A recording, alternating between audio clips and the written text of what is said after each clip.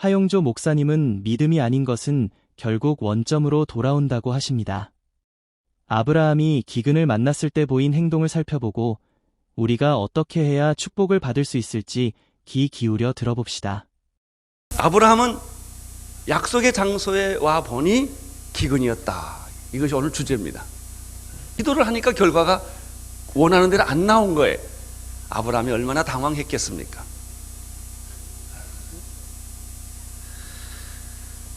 그는 어쩔 줄을 몰랐습니다. 왜냐하면 살 수 없는 기근이었기 때문입니다. 그때 순간적으로 아브라함의 머리를 스치는 것이 하나 있었습니다. 그렇다. 이렇게 고민하지 말고 잠깐 애굽으로 피신하면 될 것이 아니냐. 이러면 하나님의 체면도 살려줄 수 있고 나도 살 길이 있을 것 같다. 여기에 믿음의 함정이 있습니다. 그럴듯한 생각과 하나님의 말씀은 다릅니다. 번뜩이는 아이디어, 그것은 곧 믿음은 아닙니다. 아브라함은 자기 꾀에 자기가 넘어가기 시작을 했습니다. 기근을, 고난을 정면으로 부딪히기보다는 그것을 우회한 것입니다. 포기를 한 것입니다. 10절을 다시 한번 보시겠습니까? 시작. 그 땅에 기근이 있으므로 아브라함이 애굽에 우하려고 그리로 내려갔으니 이는 그 땅에 기근이 심하였습니다. 여러분, 하나님이 아브라함에게 애굽으로 가라는 말씀을 하신 적이 없으십니다. 하나님의 명령대로 순종을 해보니까 거기는 기근이었습니다. 이때 우리는 여러 가지 시험에 들고 흔들리기 쉽습니다. 그러나 이때야말로 여러분의 믿음이 단단해지고 성숙해지는 때라는 것입니다. 이걸 놓쳐버리면 또다시 여러분의 믿음은 옛날로 돌아가 버리고 마는 것입니다. 애굽으로 가는 것은 하나님의 뜻도 아니요, 그것은 올바른 선택이 아니었습니다. 위기에 부딪혔을 때 아브라함이 만들어낸 자기의 생각이었습니다. 그럴듯한 생각에 속지 마십시오. 영감이 뻗득거린다고 해서 다 하나님의 아이디어는 아닙니다. 하나님의 말씀과 인간의 생각은 다릅니다. 하나님의 말씀은 어제나 오늘이나 영원토록 동일하십니다. 그러나 인간이나 환경은 항상 변하는 것입니다. 믿음이란 변동이 많고 그리고 정함이 없는 그런 환경이나 사람을 따라가는 것이 아니라 오늘이나 내일이나 영원토록 동일하신 신실하신 그분의 말씀을 따라가는 것입니다. 환경을 따라가는 것은 믿음이 아닙니다. 믿음은 하나님의 말씀을 따라가는 것입니다. 나쁜 결과가 올지라도 두려워하지 마십시오. 여러분이 기대하고 생각했던 그런 결과가 오지 않았다 할지라도 믿음에 흔들리지 마십시오. 그리고 계속하십시오. 기근에 머물러 보십시오. 고난의 한복판에 그냥 계십시오. 그때 기적이 일어나는 것입니다. 모세를 하나님은 홍해 앞바다까지 끌고 갔다는 사실을 기억하십시오. 왜 하나님이 홍해 앞바다로 끌고 갔을까? 그것만 있으면 얼마나 좋을까요? 바로의 마음을 흥분시킨 사람은 하나님이에요. 바로의 군대를 흥분시켜서 격동시켜서 모세를 죽이도록 쫓아오게 하신 분도 하나님이시라는 거예요. 하나님의 계획이 뭐예요? 여기에 믿음의 비밀이 있습니다. 이 비밀을 깨달은 사람은 홍해가 갈라질 것입니다. 이 비밀을 모르는 사람들은 그냥 보통 평범한 사람처럼 살고 말 것입니다. 애굽으로 가기로 결정한 순간 아브라함이 잃어버린 것이 두 가지가 있었습니다. 자기의 생각, 자기의 아이디어, 편한 것을 선택함, 그리고 그가 어떤 기근을 인간적으로 피해보려는 그런 마음을 갖는 순간에 그가 잃어버린 것은 하나님입니다. 하나님의 말씀을 잃어버린 것입니다. 두 번째 그가 잃어버린 것은 믿음입니다. 하나님을 잃어버렸기 때문에 믿음도 잃어버렸습니다. 믿음을 잃어버렸기 때문에 그에게 다가온 현실은 불안입니다. 염려와 근심과 걱정입니다. 여러분, 믿음의 생각을 하지 않으면 불길한 이해가 믿음입니다. 믿음의 생각을 하면 만사가 형통할 것 같은 그런 믿음이 옵니다. 하나님을 잃어버리면 부정적으로 사람이 변합니다. 어떤 환경과 고난 속에서도 하나님을 잃지 않고 믿음을 잃지 않고 따라가면 나도 모르는 사이에 내 마음에 축복과 긍정적인 믿음, 생각이 나를 사로잡게 되는 것입니다. 11절, 12절을 보십시오. 시작. 그가 애굽에 가까이 이를 때 그의 아내 사레들어 말하되 나 알기에 그대는 아리따운 여인이라 애굽 사람이 그대를 볼 때 이르기를 이는 그의 아내라 하고 나를 죽이고 그대는 살리리니. 이 11절 12절은 우리에게 가르쳐주는 바가 참 많습니다. 불안은 언제 오는가? 애굽에 가까이 올 때 생깁니다. 애굽이 가까이 올 때 아브라함의 마음에 변동이 왔습니다. 흔들리기 시작을 한 것입니다. 그것은 좋은 생각이 결코 아니었습니다. 소망적인 생각이 결코 아니었습니다. 자기 아내를 갑자기 보는 순간 더 불안해졌습니다. 왜냐하면 자기 아내가 너무나 예뻤기 때문에 그런 것입니다. 예쁜 게 뭐가 잘못됐습니까? 그러나 예쁘다는 사실이 옛날에는 참 좋았는데 그 시간에는 그게 불안해진 것입니다. 이렇게 아름다운 내 아내를 다른 사람들이 탐낼 것이다. 사실입니까? 아니에요. 믿음이 없는 아브라함 머릿속에 부정적인 생각이 발동한 거예요. 염려와 근심과 걱정이 발동한 거예요. 돈 가지고 있는 것은 좋은 일이죠. 믿음 없는 사람은 이 돈이 도둑 맞으면 어떡하지? 불안한 생각이 자꾸 들기 시작을 하는 거예요. 아브라함이 마찬가지입니다. 여러분, 불신앙은 염려와 근심과 걱정을 만듭니다. 하나님을 신뢰하는 것은 믿음과 확신과 소망을 줍니다. 불신앙은 자기도 모르는 사이에 자꾸 최악의 상상력을 갖게 됩니다. 반대로 믿음을 가지면 최선의 상상력이 생겨납니다. 아브라함의 생각은 애굽에 가까울수록 더 농도 짙게 나타납니다. 처음에는 어떡하지? 내 아내를 누가 뺏어가면 어떡하지? 이렇게 생각하다가 생각이 발전됩니다. 내 아내를 뺏어가려면 사람들이 날 죽이겠지. 이런 생각으로 발전을 합니다. 그리고 자신의 이 상상력, 불길한 상상력이 사실이 아님에도 불구하고 사실인 것처럼 믿습니다. 이게 문제입니다. 이런 일이 꼭 일어나고 말 것이다. 생각해 보십시오. 얼마나 어처구니 없는 일입니까? 지금 이건 현실에서 일어난 일이 아니라 아브라함의 마음속에서 일어난 한 사건일 뿐이에요. 그는 이 가공의 현실을 앞에 놓고 또 하나의 거짓말을 하게 됩니다. 13절입니다. 시작. 원컨대 그대는 나의 누이라 하라. 그리하면 내가 그대로 인하여 안전하고 내 목숨이 그대로 인하여 보전하겠노라 하니라. 아브라함의 머리에 두 번째 스치는 번떡거리는 아이디어가 있었습니다. 항상 번떡거리는 아이디어는 조심하시기를 바랍니다. 내가 살기 위해서는 어떻게 하면 좋을까? 아, 그렇다. 내 아내를 잠깐만 누이라고 하자. 누이 동생이라고 하자. 물론 인척 관계로 보면 아브라함과 사레 관계는 이 친척 관계이기 때문에 누이라고 해도 틀린 것은 아닙니다. 그러나 사레는 아브라함의 누이가 아니라 엄연한 부인입니다.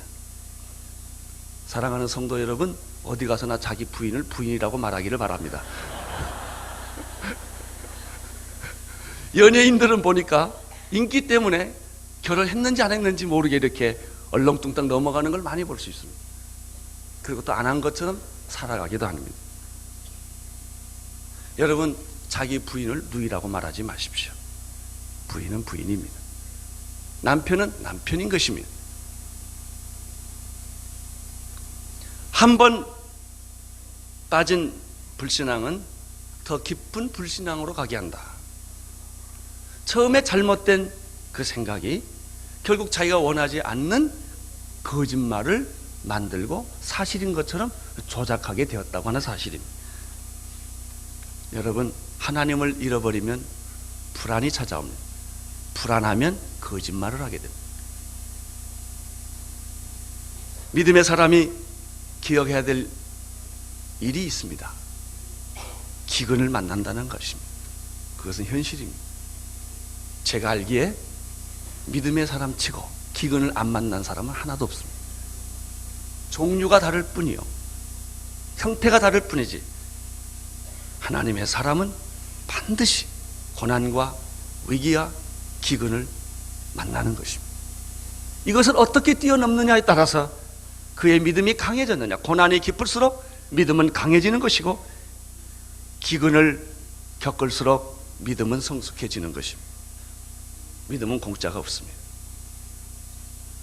온실에서 자란 꽃은 강할 수가 없습니다. 기근은 우리의 믿음을 불행하게 만드는 것이 아니라 굳세게 하며 진실하게 하며 강하게 만듭니다.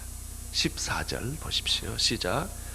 아브라함이 애굽에 이르렀을 때 애굽 사람들이 거인의 심히 아립담을 보았고, 저는 이 말씀을 보면서 아마 사레와 아브라함은 계속해서 다짐을 했을 거예요. 누가 물어보면 당신은 내가 오빠라고 그래라, 나는 당신을 누이라고 하자. 아마 연습도 했을지 모르죠.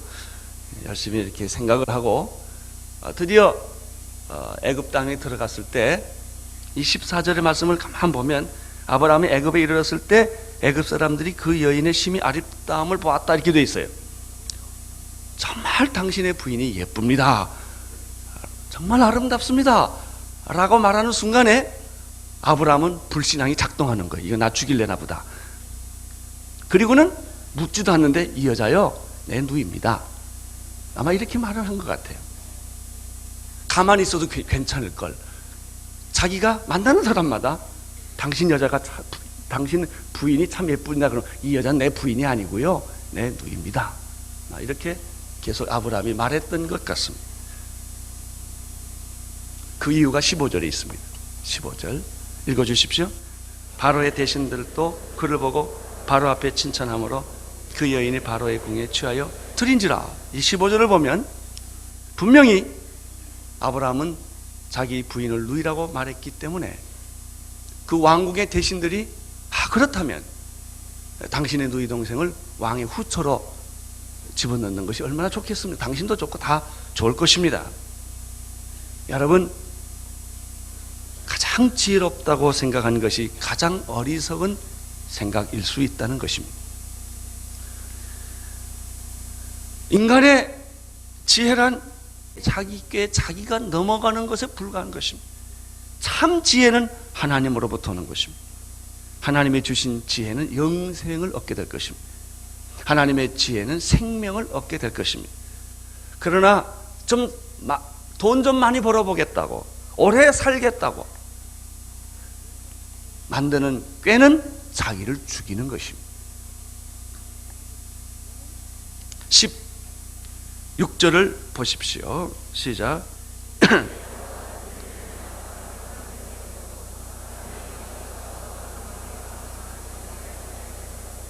자기가 판 무덤에 자기가 들어간 아브라함은 이제 덫에 걸린 신세가 되고 말았습니다.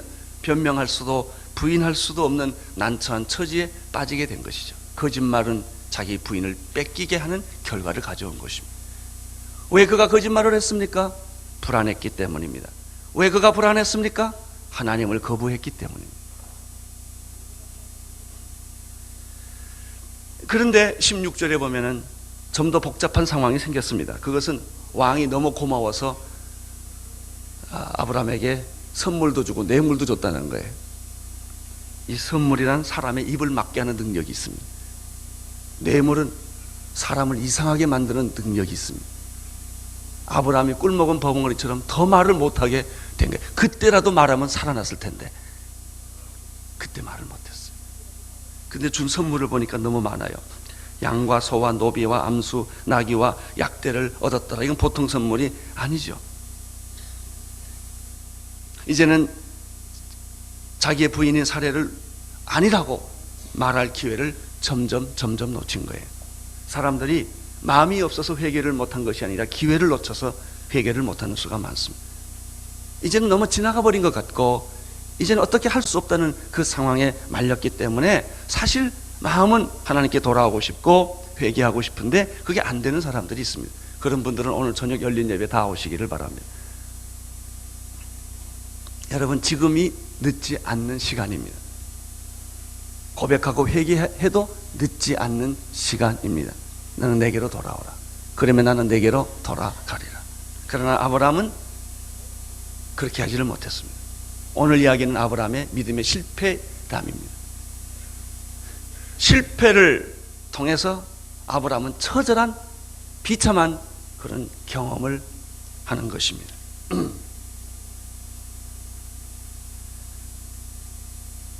여기서 한 가지 더 생각해 볼 일이 있는데 아브라함이 받은 선물 중에 노비가 있었습니다. 아마 사라에게도 왕은 몸종을 주었을 것입니다. 그 얘기가 창세기 16장 1절에 있는데 아브라함이 아닌 사라는 생산치 못하였고 그에게는 한 여종이 있었으니 애굽 사람이 이렇게 됐다. 여러분, 어떻게 사라의 몸종이 애굽 사람이겠습니까? 이 여자를 어디서 만났겠습니까?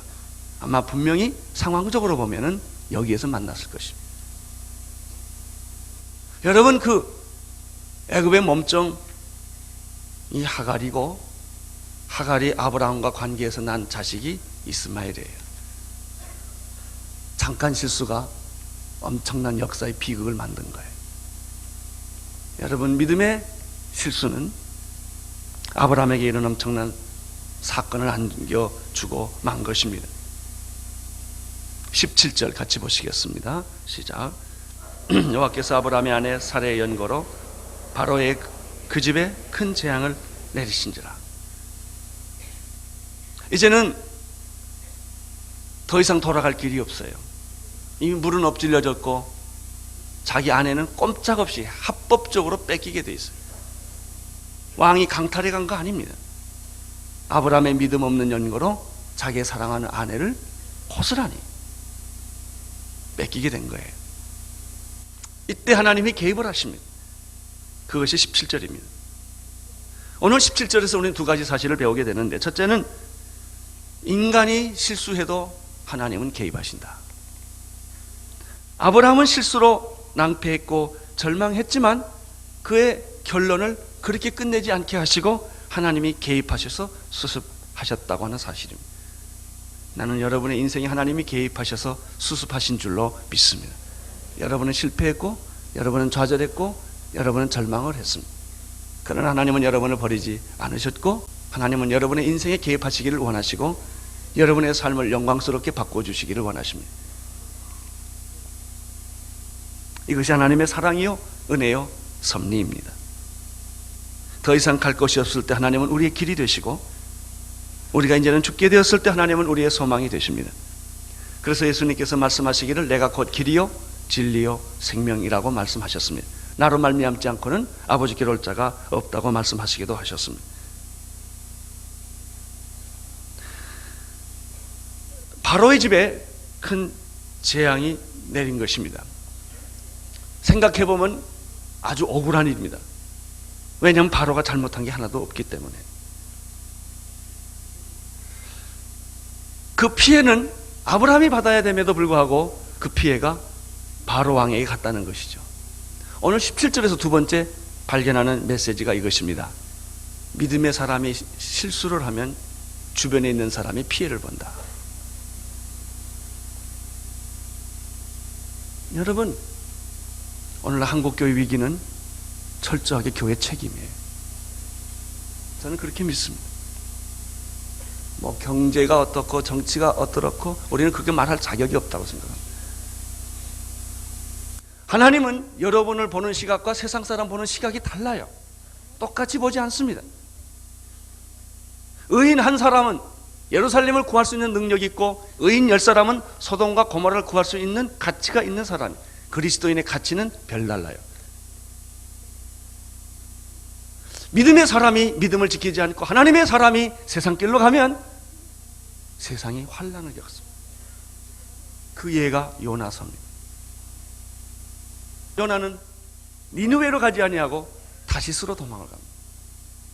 하나님의 꿈은 요나를 통하여 니느웨에 가서 타락한 백성들을 회개시키는 일이었는데 요나는 도망을 가서 다시스로 갑니다. 다시스로 가는 배를 탑니다. 그런데 갑자기 태풍이 불고 폭풍이 치고 파도가 불어서 배가 깨어지게 된 거예요. 사공들은 죽을 고생을 합니다. 거기에는 요나만 탄 것이 아니라 많은 사람이 탔는데 너무나 폭풍이 심하기 때문에 그 배 안에 있는 짐을 바다에 다 던졌습니다. 무거운 것을 다 던져도 배는 견디지를 못하는 것입니다. 그때 그 사람들이 할 수 없이 의논을 했습니다. 누가 여기 하나님의 원하지 않는 사람이 다 있는 것 같다. 제비를 뽑자. 그래서 드디어 제비를 뽑기 시작을 했고, 그 제비는 그 파도 속에 다른 사람은 다 고통하는데 배 밑창에서 쿨쿨 자고 있는 요나에게 걸린 거예요. 책임의 주인공은 배 밑에서 잠을 자고 있었습니다. 결국 요나는 고백을 하게 되었고, 나를 바다에 던지라고 말합니다. 사람들은 요나를 바다에 던집니다. 무슨 일이 생겼습니까? 그 순간 파도가 잠잠해졌다는 사실입니다. 꼭 우리가 기억해야 할 말입니다. 믿음의 사람의 믿음을 지키지 않으면, 하나님의 사람이 자기의 길을 갖지 아니하면 괜찮은 것이 아니라 아무 죄 없는 주변의 사람들이 피해를 본다는 사실입니다. 이 사실은 오늘 아브라함의 사건 속에서도 똑같이 나타나는 사건입니다. 아브라함의 믿음의 삶을 지키지 않았기 때문에 그가 엉뚱하게도 애굽에 가면, 풍요로운 나일강이 있는 그 애굽에 가면은 그 기근을 피하고 잘 살 수 있겠다고 하는 그 인간적인 욕심 때문에 그는 하나님의 뜻을 거역하고 애굽으로 갔다가 이런 수모를 당하게 되는 것입니다. 또 한 가지가 있습니다. 하나님의 사람이 믿음을 지키지 않으면 세상 사람이 고통을 겪는다라고 말한 것처럼 또 하나 있어요. 믿음의 사람이 믿음의 길을 가지 아니하면 수치를 겪는다. 망하지는 않습니다. 수치를 겪는다. 나는 여러분이 수치를 겪는 일이 없게 되기를 바랍니다. 여러분 때문에 여러분의 주변 사람들이 어려움을 겪게 되지 않게 되기를 바랍니다.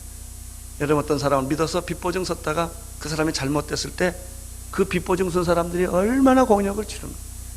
그 사람이 잘못한 거, 그것은 도와주려고 했다가 이 사람 때문에 다 패가 망신하는 거예요. 똑같은 논리예요. 18절, 19절을 읽겠습니다. 시작. 바로가 아브라함을 불러서 이르되 내가 어찌하여 나를 이렇게 대접하였느냐? 내가 어찌하여 내 아내를 내게 구하지 아니하였느냐?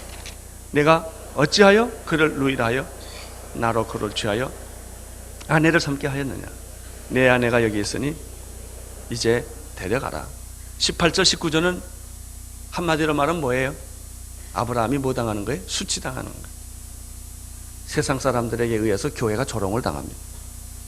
교회가 사랑하기보다는 싸우고 분열하고 교회 깨지고 서로 욕하는 걸 볼 때 세상 사람들은 이제 수치를 당하는 것처럼 오늘 여기에 세상 사람을 대표하는 바로 왕에게 하나님의 사람 아브라함이 곤욕을 치릅니다. 어찌하여 세 번씩이나. 그러나 하나님은 아브라함 편입니다. 꿈에 나타나기도 하시고 그 집에 재앙을 내려서 아브라함을 건들지 못하고 사례를 건들지 못하고 하게 하십니다. 재밌는 그 표현은 12장 17절부터 다시 보시겠습니다. 여호와께서 아브라함의 아내 사레의 연고로 바로와 그 집에 큰 재앙을 내리신지라 바로가 아브라함을 불러서 이르되 내가 어찌하여 나를 이렇게 대하느냐? 내가 어찌하여 그를 내 아내라고 내게 구하였느냐? 내가 어찌 그를 나의 누이라 하여 나로 그를 취하여 아내를 삼게 했느냐? 내 아내가 여기 있으니 데리고 가라. 바로가 그 사람들에게 그 일을 명하며 그들이 그 아내의 모든 소유를 보내었더라. 이렇게 되어 있습니다. 정말 부끄러운 일입니다. 창피한 일입니다. 20절에 보면은 바로가 사람들에게 그의 일을 명하며 그들이 그 아내와 그 모든 소유를 보내었더라. 여기서 우리는 또 한 가지 사실을 배우게 됩니다. 믿음이 아닌 것은 원점으로 돌아온다. 그럼 바로가 뭐만 했어요? 수고하고 고생하고 폰만 잡고 얻은 것은 하나도 없었다.